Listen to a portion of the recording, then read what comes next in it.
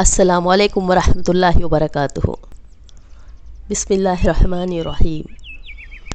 رب اشرح لی صدری ویسر لی امری واحلل عقدۃ من لسانی یفقہوا قولی۔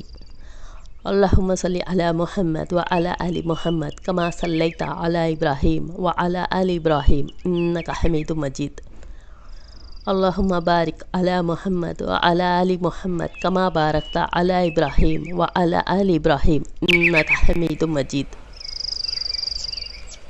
قیامت کے دن عزائیں کی گواہی۔ سورہ حامیم سجدہ 20 اور 21 کا معنی۔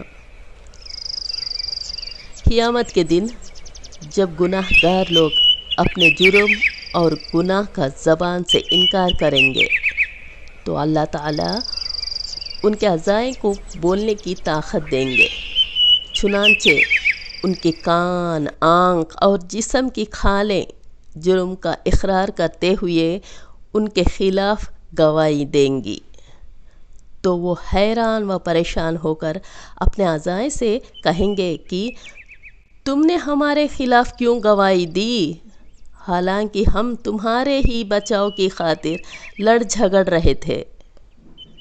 ان کے عزائیں کہیں گے کہ جس اللہ نے ہر بولنے والی چیز کو بولنے کی قوت دی ہے، آج اسی اللہ نے ہمیں بھی بولتا کر دیا۔ پھر وہ ان کے سارے جرم و کرتوت کو کھول کھول کر رکھ دیں گے۔ اس وقت گناہ گار پچھتائیں گے، لیکن اس وقت کا پچھتانا کچھ کام نہ آئے گا۔ جزاک اللہ خیر۔